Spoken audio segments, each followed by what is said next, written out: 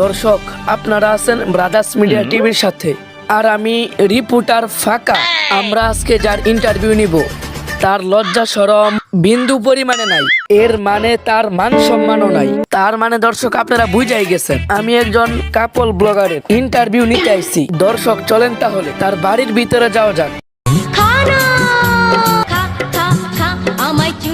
কাজের সময় ফোন দেয় কেডা? হ্যালো স্যার, কি বাড়ির ভিতরে ইন্টারভিউ নেওয়া যাইবো না? প্রকৃতির মধ্যে যাইতে হইব? ঠিক আছে স্যার। দর্শক, যেহেতু এটা ব্রাদার্স মিডিয়ার ভিডিও, এখানে যে কোনো কিছু হইতে পারে। দর্শক চলেন তাহলে প্রকৃতির মধ্যেই যাই। কি খবর বন্ধু রাসেল? ভালো মোটামুটি। তোর কি খবর ভাইপার? ভালো। তোর ছেলে নাকি বউ ব্যবসা করে? আস্তাগফিরুল্লাহ। এই ছেলের নাম নিছস, এখন আমার ওযু করতে হইব। আসলে এই ছেলের পয়দার সময় ময়দা কম হয়েছিল। বন্ধু, তুই কি সমাজে মুখ দেখাইতে পারস? আরে এই ছেলেরা তো আমি ছেলেকে পরিচয় দিই না, কারণ এই ছেলের জন্য আমি সমাজে মুখ দেখাতে পারি না। এই ছেলেরা ঠিক করার কি কোনো উপায় আছে? একটা উপায় আছে। কি উপায়? তুই চাইলে ইমাম সাহেবের সাহায্য নিতে পারস। ইমাম সাহেবের সাহায্য? ঠিক আছে, চল বন্ধু ইমাম সাহেবের কাছে যাই। দর্শক, অবশেষে আমরা প্রকৃতির মধ্যে চলে আসলাম, আর ইনি হচ্ছে আমাদের মান সম্মানহীন সফল বউ ব্যবসায়ী। আমাদের কোনো মান সম্মান নাই, তাই আমরা বউ বাচ্চা খাই। সময় নষ্ট না করে আমরা ইন্টারভিউ শুরু করে দেই। আগে আপনার ভাবিকে আসতে দিন। আপনার বউকে আমাদের ইন্টারভিউয়ে কোনো প্রয়োজন নাই। আমার বউ ইন্টারভিউতে থাকলে ভিডিওতে ভিউ বেশি আসবে। এত ভিউয়ের দরকার নাই, আমরা ইন্টারভিউতে ফিরে যাই। তো আপনার কাছে আমার প্রথম প্রশ্ন, দুনিয়াতে এত ব্যবসা থাকতে আপনি বউ ব্যবসা কেন শুরু করলেন? আসলে আমি একটা অকর্মা, আমার মাথায় কোনো বুদ্ধি নাই, কোনো কাজ করতে আমার ভালো লাগে না। তারপর একদিন আমি আমার প্রিয় বন্ড হুজুরের একটা ওয়াজ শুনলাম, যদি তুমি কোনো মেয়েকে দেখে মানসিক শান্তি পাও, দেশে নেওয়ার পরেও আর কিছু লাগবে না। তখন থেকে শুরু করলাম আমি আমার এই বউ ব্যবসা। অনেক কঠিন ব্যাপার। তো আপনারা ভাইরাল হওয়ার পর পাবলিক আপনাদেরকে কিভাবে নিয়েছে? একেবারে পজিটিভলি নিয়েছে। আপনি আমাদের একটা কমেন্ট দেখতে পারেন, তার বাচ্চারা তো করে রাস্তায় পাইলে জুতা দিয়ে বাইরে আমু। আরে এটা তো আমাদের হ্যাটাস। আপনি আর একটা কমেন্ট দেখেন, আল্লাহ তো করে হেদায়েত দান করুক, আমিন।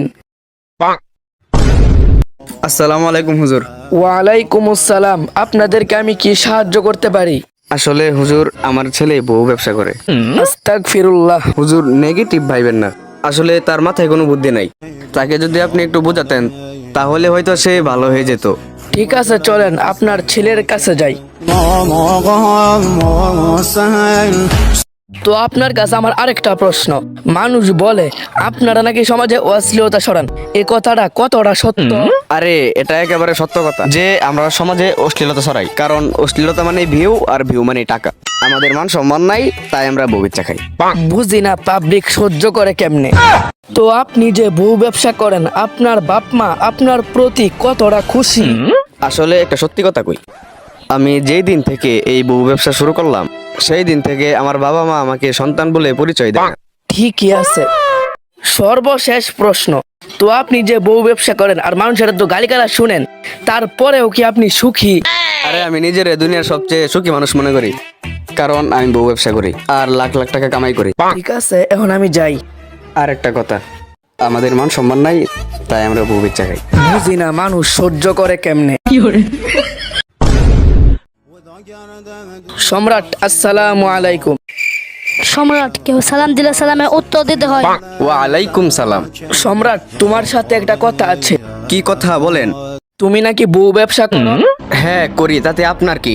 সম্রাট, তুমি হয়তো জানো না, এই বউ ব্যবসা করার কারণে মৃত্যুর পর তোমাকে জাহান্নামের আগুনে পুড়তে হবে, এবং তোমার কারণে তোমার মা বাবাকেও জাহান্নামের আগুনে পুড়তে হবে। এখন তুমি কি চাও মৃত্যুর পর জাহান্নামের আগুনে পুড়তে এবং তোমার মা বাবাকে জাহান্নামের আগুনে পুড়াতে? আর এই বউ ব্যবসা করার কারণে কবরে যাওয়ার পর বিষাক্ত বিষাক্ত সাপ তোমাকে দংশন করবে, আরো অনেক শাস্তির মুখাপেক্ষী তোমাকে হতে হবে। হুজুর, আমি আমার ভুল বুঝতে পারছি, আর আমার মতো যারা এই পাপ কাজে লিপ্ত আছে তাদেরও নিজের ভুল বুঝতে পারা উচিত। আল্লাহ সবাইকে হেদায়েত করুক, আমিন। ঠিক আছে, এখন আমি যাই। আরো কোনো সমস্যা হলে আমাকে জানাবা।